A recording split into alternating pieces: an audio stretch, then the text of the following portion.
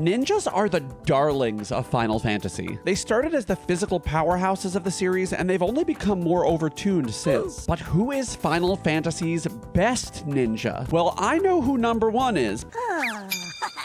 But we'd probably better start with number 5, Final Fantasy IX's Amarant. Now, I'm sure some of you are already angry at me for putting Amarant number 5, but trust me, there are some huge powerhouses ahead. But Amarant is great, and what makes him so powerful is the fact that he's not just a ninja. Let me explain. Ninjas in Final Fantasy are generally characterized as fast physical attackers at base who usually have a second component that makes them special. Sometimes that second component enhances their ninja abilities, but sometimes it's sort of a side bonus that allows them to multitask. And that second one, that's Amarant. Because in addition to his ninja abilities, which I'll talk about in a moment, he is also this game's monk.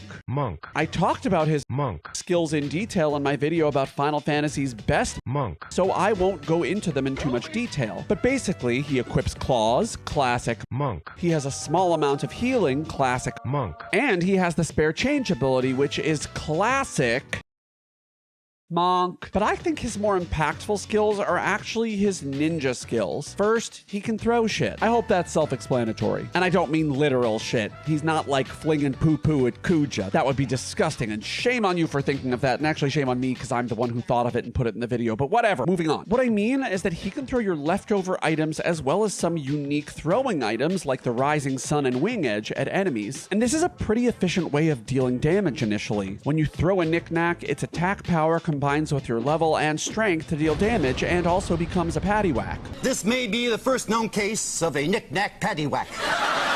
And the result can be catastrophic if you use a powerful item, the aforementioned wing edges being the archetypal example. And he also gets the spare change ability. And this is not your typical ninja ability, as I mentioned, but Amarant has it, and he's a ninja. He throws money, and the less money you have, the more damage he does. Unfortunately, though, this mechanic is kind of counterintuitive, because at higher levels, you're probably going to have more money. But for the sake of his power level, I'm going to assume that you're broke. Young, broke, and fabulous. Probably because you bought too many Evolution plushies at PAX East. Oops. Amarant's trance also has a cool effect. In addition to the standard effect of increasing his physical damage by 50%, it also turns all of his monk abilities from single target to multi-target, giving him a cool way to restore allies, deal massive damage to enemies, and to increase his overall use case. But here's what I don't like about Amarant. First, trance is activated by getting bopped by an enemy, meaning it can easily be wasted. You can't really just save it up. And maybe even more important, when you compare him to other characters in the game, he just isn't that powerful. The two literal children of the game damage enemies for twice the damage that he can because he can't break the damage cap. And even worse, his healing kind of pales in comparison to them. Vivi can cast Doomsday on the entire party, healing anyone who absorbs shadow damage, and Eiko can literally just heal everyone twice with a curative spell, and this kneecaps him a bit compared to them, unfortunately. But that's not even the worst of it. He joins the party so late that you barely get to use him. And even worse, he just gets removed from the party before one of the hardest dungeons in the game. And you might think that this is a bad reason to not give him the #1 title. But listen, let's say you have the most loving father in the entire world. What the heck are those? An absolute giga-chad of a parent. But then dad leaves and you never see him after you turn 7. Would you say that he was the best parent of all time because of his peak performance while he was there? Or would you say he's a terrible father because he abandoned you? Well, I would say let's take a look at neglectful father number 2 and ninja number 4, Shadow from Final Fantasy VI. Like every other character in Final Fantasy VI, Shadow has access to every single magic spell in the game, but he also gets access to the game's only real ninja ability, Throw. And in this game, Throw has some unique characteristics. Unlike regular physical attacks, Shadow's Throw ignores defense. This means he can be used to destroy some high defense enemies that others will have trouble damaging. And all he needs are some shurikens or scrolls. Shurikens deal physical damage, and scrolls can have a whole litany of effects. They can deal elemental damage, or in a pinch, the invisibility or shadow scrolls can allow Shadow to evade physical attacks. And are these statuses available with spells? Yes. Is it nice, however, to be able to apply these effects without magic? Yes. Particularly at the beginning of the game when these spells aren't available. available to you. But even better, Shadow's throw command ignores evasion. This makes it an amazing way to defeat Cactuars in this game. And that being said, while Cactuars can help your party more easily learn magic, I wouldn't say this massively increases his power level. It's more of a utility play. And the same goes for his ability to steal. With a Thief's Knife, he has only a small chance to steal, unlike Locke, who can do it natively. How come you're not cool like that? And if you want to hear more about stealing, I have an entire video about Final Fantasy's best thief, which I will link in the descriddly-do. As I mentioned though, Shadow has some issues. Magic is king in this game, and Shadow's magic stat, less ninja, more no one-ja. It's also important to chat about one more aspect of Shadow, Interceptor. This is Shadow's dog, an adorable Doberman. He can occasionally counter for you and block part of an attack's damage. And while this isn't game-breaking, Interceptor is really cute and I had to mention him. My cats are not happy about it though. Ooh. But one character who my cats are not envious of is Final Fantasy III's ninja, who coincidentally is also the number 3 ninja on this list. And this is actually the first time that a character from Final Fantasy III has made it onto one of these lists. Give them a little round of applause. That's enough. Stop it. The ninja in Final Fantasy III is a strict upgrade to the Thief class, and in the original version of this game, they're just huge physical damage dealers. They don't actually get the throw command. However, they can actually still throw. By equipping a shuriken, which has a power level equal to the strongest weapon in the game, the attack command literally just throws a shuriken, and this allows the ninja to just completely wreck an enemy. The downside of this, though, is that in the original NES version, you couldn't change your equipment in battle. This means that after throwing a shuriken, your ninja would just bop and boop rather than slash and swoop. But this was fixed in the remakes and remasters of the game by adding the throw command. And with shurikens in your inventory, this can lead to huge damage. And while I think the ninja is one of, if not the best class in Final Fantasy III, I think their lack of flexibility makes them a little less desirable than our number 2 ninja, the ninja from Final Fantasy Tactics. I also touched on this job in my video about the best monks in Final Fantasy. But here's the real deal. The ninja in Final Fantasy Tactics is extremely broken and isn't even the most broken one in the series. What's not broken about them, though, is their unique ability, Throw. For once, throwing is not actually the best part of the ninja. It's still a good ability, though, and they can throw a wide variety of items, and it gives them nice range. But now on to the good stuff. The ninja has the highest speed growth of all jobs, tied only with the Mime and Onion Knight, both of which have their own problems, namely flexibility. But that is not the ninja's problem. The ninja can equip a secondary ability to bolster its already insane damage. And speaking of insane damage, along with their speed, the ninja can dual wield. 2 swords are better than 1, and when you have an incredibly speedy character that can deal double damage, enemies better be afraid. If you don't have their strongest weapons, you can also just equip them with the bare hands ability so they wreck with their fists. Or you can equip them with an ability that lets them equip a stronger weapon, like Knight Swords. 2 of those will really wreck. But let's circle back to that speed growth for a minute, because Tactics has a funny little quirk known as traps. If you step onto a certain type of trap space, it lowers your level by 1 and your stats go down according to your currently equipped job. But when you level up again, you gain the growths from the class that you have equipped during the level up. This means that you can level down as a chemist, which has some of the worst growths, and level up as a ninja, gaining huge boosts to speed in the process. But why is that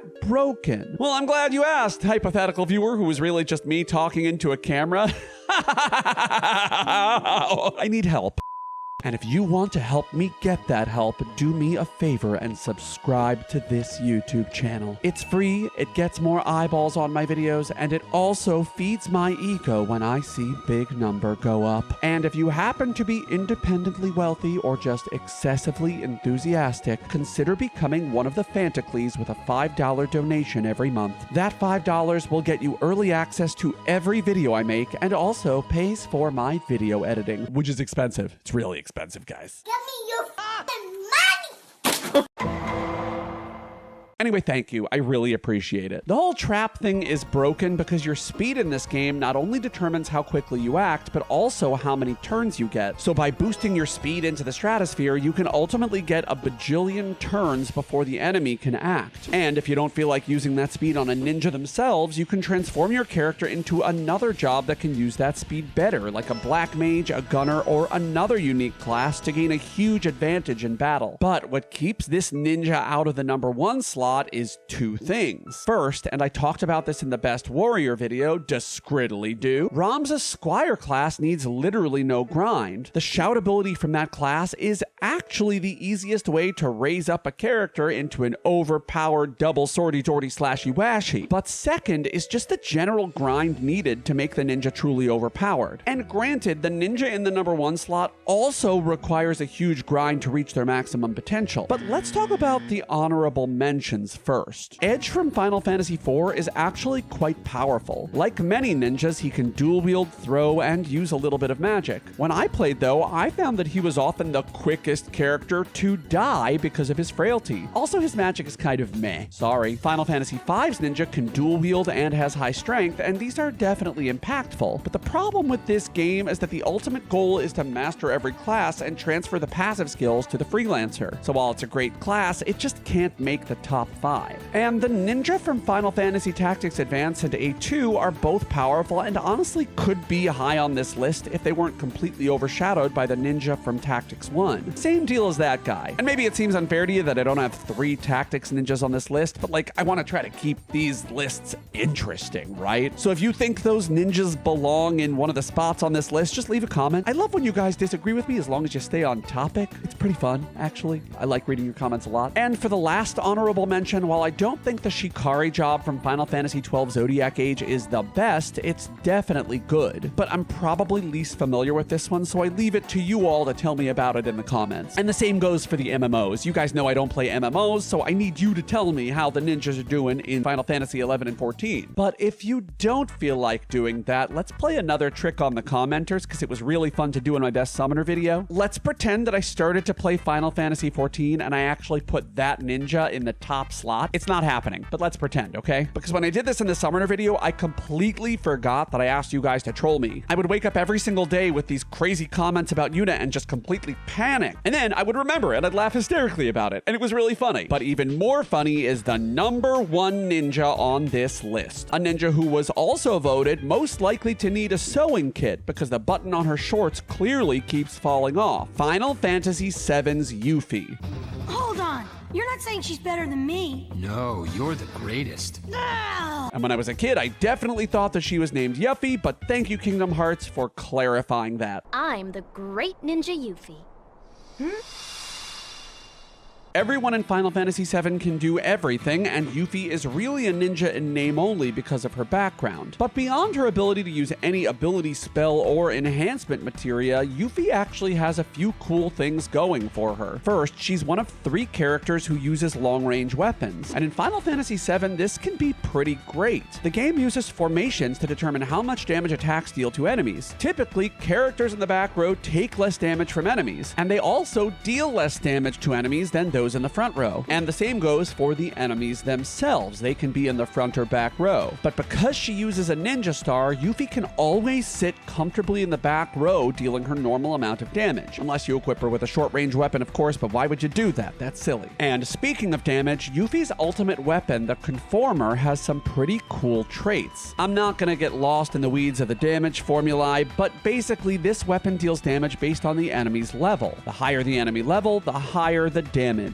And this might not seem that powerful compared to other characters' ultimate weapons because it isn't. It's about the same. But this damage formula interacts in an interesting way with a very important materia, Morph. Normally, the Morph materia does piddly diddly damage by design. If the command kills an enemy, you get an item. But because of Yuffie's wacky damage formula, the Morph command, which normally deals only 1/8 of normal attack damage, deals full damage when Yuffie uses it. And when paired with a materia criteria like Mega All, which makes all commands affect all enemies, Yuffie can basically turn anything and everything into an item. And morphing stuff is broken because the items you get from it are broken. Just to name a few, the Master Tonberry can be morphed into the Ribbon, which will prevent all status effects. Cactuars can be morphed into Tetra Elemental, which nullifies 4 different elements. But those pale in comparison to the many enemies that can be morphed into source items. These items, Guard Source, Magic Source, Power Source, and Speed Source, allow you to permanently raise your stats. And while the grind is long, if you gather enough of them, you can literally just max out every stat. That being said, I think that generally this helps to make everyone else broken, but maybe leaves little Yuff a little stranded. Except there's one more thing, because what really changes things is her level 3 limit break, Doom of the Living. This attack does 15 hits, and given Yuffie's ability to max out her damage with little difficulty using the items that she gets from the Morph command, this attack can deal about as much damage as Cloud's Omni Slash. And Cloud's Omni Slash is his level 4 limit break. The fact that this is a level 3 limit break means it charges up more easily, making Yuffie able to use it more often, demolishing enemies in single target encounters. And she can do everything that I talked about without any help.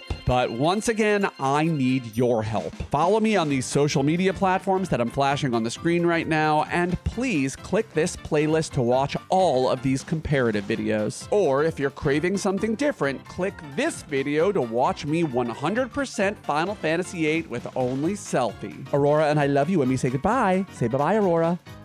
She didn't do it. Bye.